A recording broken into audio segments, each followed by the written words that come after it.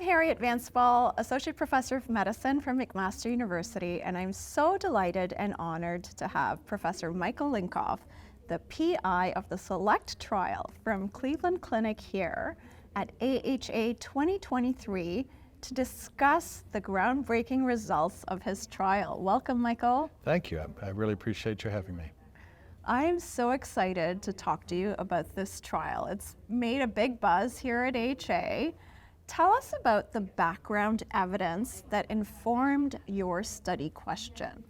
So the worldwide pandemic of overweight and obesity is clearly progressive. The World Obesity Federation has estimated that by 2035, half the world's population will have overweight or obesity. We know that overweight and obesity is associated with increased risk of cardiovascular events, even independent of the traditional risk factors that are common in patients who have overweight and obesity.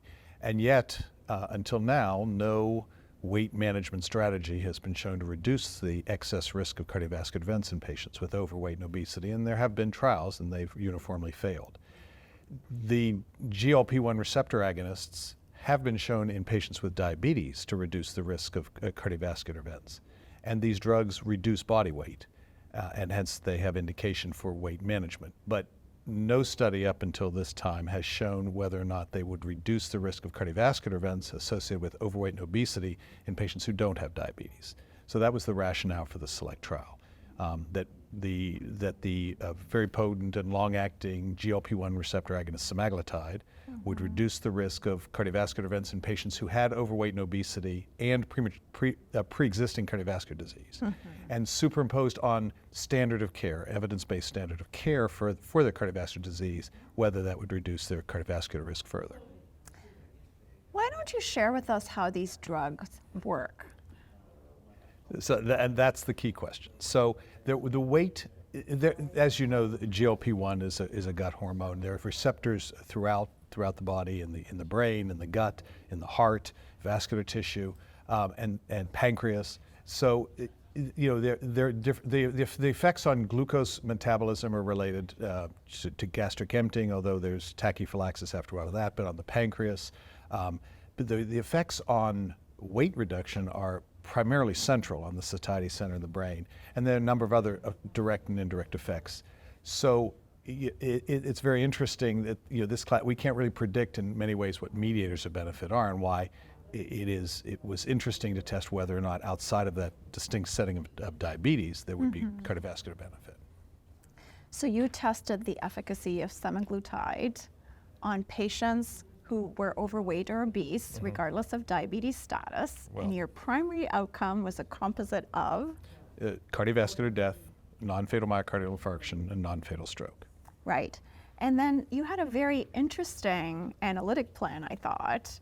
I loved the way in which you split your alpha, you tested your primary hypothesis, and then you spared some of it for the secondary outcomes that were hierarchical. Yes. Tell us about your secondary outcomes and why you chose that analytic plan. So as you know, there are a number of different ways to correct for multiplicity. This alpha spending function that in this GLIM publication is thought to be the optimal for, because there was an interim analysis at 2/3 of the primary endpoint events. And so this is one of the best approaches to maintaining the most power to see an effect on secondary outcomes if the interim analysis closed the trial while still strictly preserving alpha throughout the trial. So it was actually fairly rigorous because the p-values that would be needed to declare superiority for the secondary outcomes since we went to completion were 0.023 or 0.024. So in a hierarchical testing strategy, you can pass on all of your alpha.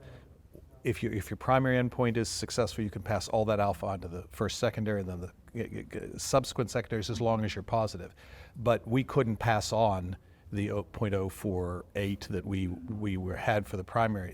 It was a separate function that was across all of the endpoints. So it was fairly strict. So we had 3 confirmatory secondary endpoints. The first was death from cardiovascular causes. The second was a heart failure composite, which was death from cardiovascular causes or hospitalization or urgent visit for heart failure. And then the third was all-cause mortality. And why did you order it in that particular hierarchy? Well, certainly in retrospect, but that's the whole point, is you don't get retrospect. You have to Right. declare ahead of time. So, many have asked, why didn't we put non-fatal myocardial infarction, for example, because in fact that was a huge treatment effect. But every trial that is a positive trial with these composite endpoints, almost always it's myocardial infarction. So we would have been able to move forward, but we wouldn't have really changed things. It's not new information. We felt the most impact, assuming of course that we were significant for the MACE, would be if we could show a mortality reduction. And in general in these trials you use cause-specific mortality, cardiovascular. Now in this case, that turned out to be, there was the unexpected issue of course, COVID in the middle of all this, and we think that may have affected the cardiovascular mortality, whereas the all-cause mortality was unaffected by ability or inability to determine cause of death. I see. Okay. I wondered if it was just a function of expected event rates, because you might have more all-cause mortality events than cardiovascular events, and so you put it at the bottom given the alpha spending. No, it was really, we thought that there was probably more likelihood of cardiovascular mortality being significant, being the most modifiable. But it's interesting, in an agent that affects body weight, in addition to direct effects on cardiovascular, there may well be effects on other things that could influence mortality. And we are getting a little bit ahead of ourselves because I'm a bit of a methodology nerd. But why don't we step back and discuss your eligibility criteria? So what were the key inclusion and exclusion criteria? So adults between 45 and 80 years of age, they had to have overweight or obesity, so body mass index of 27 kilograms per meter squared or greater, and they had to have pre-existing cardiovascular disease. And that was myocardial infarction, a stroke, or symptomatic peripheral artery disease. And they could not have diabetes. So this was excluding patients who had a history of type 1 or type 2 diabetes, if they had a hemoglobin A1C of 6.5% or greater at their screening, or if they were on a glucose-lowering agent. So it was exclusively a group without diabetes. Interestingly, 2/3 of the patients, though, had prediabetes, defined with a hemoglobin of A1C of 5.7 to 6.4%. And then the other exclusion criteria were there were relatively few. If you had had a recent ischemic event within 60 days, they couldn't be enrolled, but they could be enrolled afterward. If there was a planned revascularization, they couldn't be enrolled, but they could be enrolled afterward. If they had chronic pancreatitis or sort of ongoing acute pancreatitis, they couldn't be enrolled. But if they had a remote history of a pancreatitis episode, they could. And then sort of the typical, severe psychiatric disorders, pregnancy, but really not, we tried to make it a fairly broad entry criteria. Sure. And you randomized patients to semaglutide versus placebo. For the clinicians in the audience, tell us how you titrated the semaglutide. So it was 17,604 patients in 41 countries. I say that because this is across a broad pattern of different health systems and different healthcare standards of care. And so we didn't want to prescribe the specific standards of care, but we strongly encouraged along the way that the patients be treated to local and regional standards of care. So the semaglutide or placebo was superimposed on that standard of care, and I think that's very important. The dose escalations occurred in 5 steps at 4-week intervals, which models clinical practice. You could do it slower, and we did allow it to be slowed down if patients were intolerant at a dose level. They could slow down, they could step back, they could do a pause in treatment, whatever was most effective in getting patients up to as high as they could. The target dose was the 2.4 milligram dose, which is the weight management dose. And 77% of patients got to that and were maintained on that dose by 2 years out. So, we allowed, of course, patients to be at lower doses. And what was your follow-up period? So the mean time of follow-up was 40 months. All right. Tell us about the baseline characteristics of your patients. So we had 27% women, which was not as representative as we would have hoped for a group of, representative of the real global prevalence. But we had 71% of the patients had BMI criteria for obesity.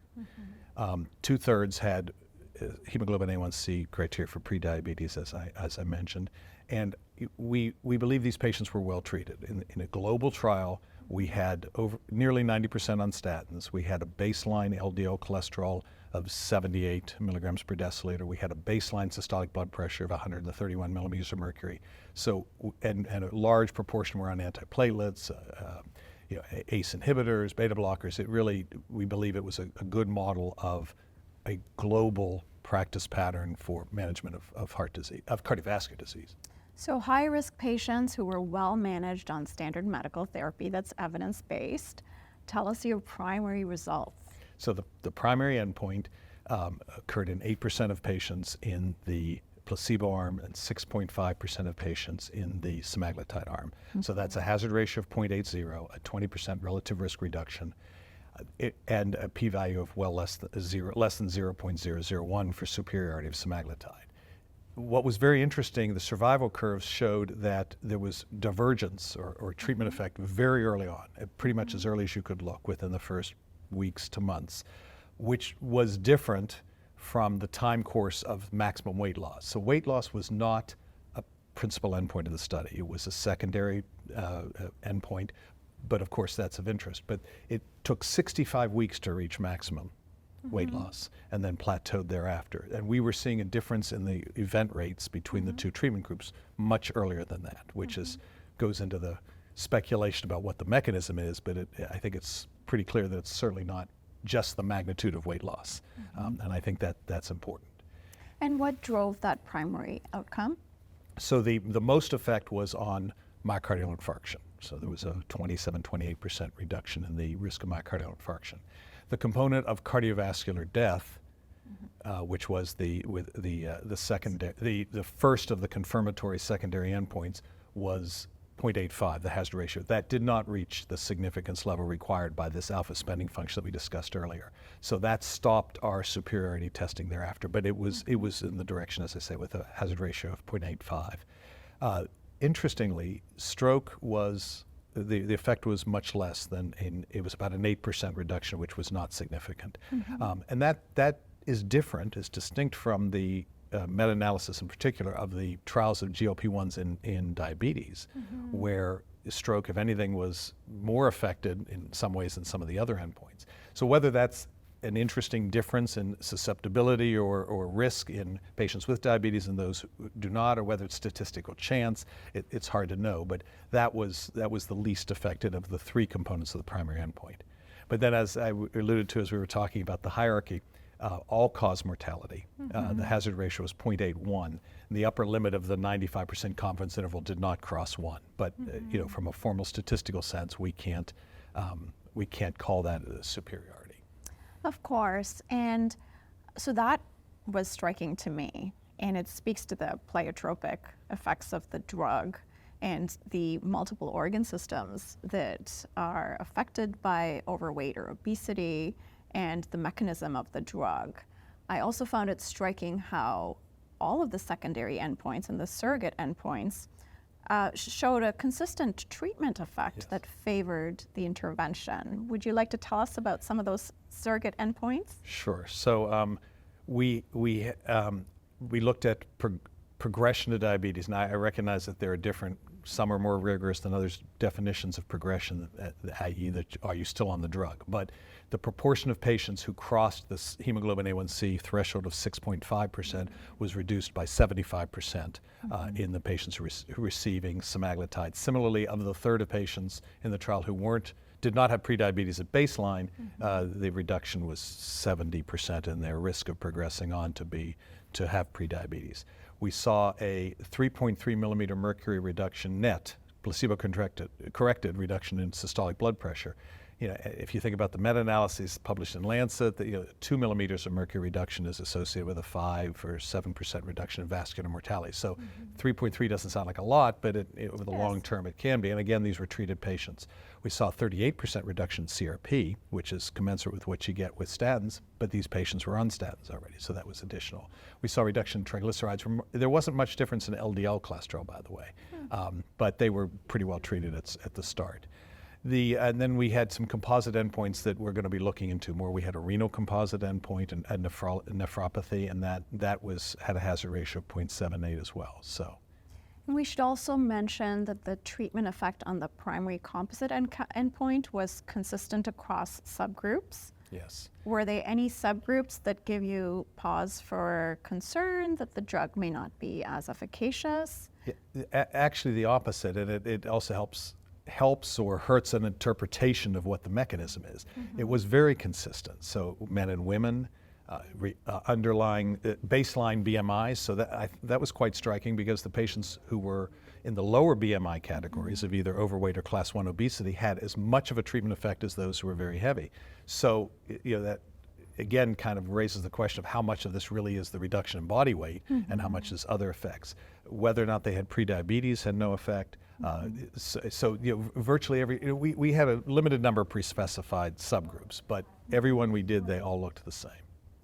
Right, and I had, at the onset, when I looked at the methods paper, I remember thinking they should have included people with diabetes, but then I recognized that you had, as a secondary measure, the incidence of diabetes. Yes. Is that what drove you to not include? It's more of an issue that we felt that the standard of care at this point for patients with cardiovascular disease and diabetes is a GLP-1 receptor agonist. Right. So people may not be getting it, but Right. it's hard to put somebody into a trial and not and treat them with placebo, not a GLP-1. So. Right, and really the guidelines across countries vary in that regard, what therapies to initiate in people with diabetes, but you're absolutely right. There are two classes that should be considered standard of care, and certainly including the incidence of diabetes as a secondary outcome was meaningful because diabetes is an epidemic. Yes, There of are course. close to 550 million people living with it. Big risk factor for virtually every cardiovascular endpoint. So I thought that this trial was pivotal in demonstrating the efficacy of this class of medications outside the setting of diabetes, potentially to prevent diabetes and importantly, to reduce those important cardiovascular endpoints that you included in the primary outcome. What have you done to facilitate implementation of these findings in clinical practice, and where do you think the barriers are? Because we should mention the gastrointestinal side effects at the patient level, but what are some of the other barriers that you foresee? Well, you mentioned adverse effects, and I just want to touch on that because this is by far now the largest database with in terms of the number of patients and the duration of follow-up for any of these drugs, and it was very reassuring. So all we saw was an increased risk of non-serious gastrointestinal side effects, usually at the timing of the dose escalation or initiation. And we're going to do a much more detailed safety paper. So as a result, there was a higher rate of study drug discontinuation with semaglutide, 16% versus 8% in the placebo group, and a slightly higher rate of gallbladder disease. But other than that, there was no excess risk of serious adverse events of special interest, including pancreatitis people worry about, psychiatric disorders, renal failure. So it was a very safe drug. So certainly knowing how to dose escalate, and the experts that I speak to who use these drugs regularly say that even 4 weeks was pretty fast, and that we could have gone more slowly, and often in practice they do. So I think as a barrier, it is important, but I think it's something that we can learn. I think right now, these drugs are not routinely used by cardiologists. But in some ways, this is an easier group than the patients who have diabetes, because when we're looking at patients who have diabetes, they're often on multiple glucose-lowering agents. And we worry if we add a GLP-1 to that, are they going to get hypoglycemic? How's that going to interact with the endocrinologist who's managing their diabetes? So it becomes logistically more difficult. These are patients who aren't on glucose-lowering agents. If we're talking about patients with overweight and obesity, as I'm sure most people know, the GLP-1 receptor agonists don't cause hypoglycemia when they're used as monotherapy. So it's not an issue of worrying about hypoglycemia. It's really more of an issue of learning and teaching the patients how to titrate up these medications. We're now at cardiologists routinely prescribe PCSK9 inhibitors, so it's not an issue of learning to have a patient's give injections. I think it's really more managing that initial phase of the therapy. How about access and affordability? This course. is becoming a cosmetic drug. Some people have access to it when they have resources. Many people who suffer from obesity don't. What do you think some of the solutions may be? Well, I think you touch on it very, very importantly when you say it's a cosmetic drug. And that, I think that's how it's been regarded in patients with overweight and obesity. But this changes that. This is no longer a cosmetic drug in patients who have cardiovascular disease. This is another modifiable risk factor being addressed by an effective agent. So just as it's not universally available, just as it's much more available for patients with diabetes, this class of drugs, I would hope that once the FDA, as we hope they will, give the indication for cardiovascular risk reduction, that will lead to the insurers being more willing to cover and make these drugs available. That, of course, is not the entire issue. There's a lack of availability in many patients who don't have insurance, and that's very important.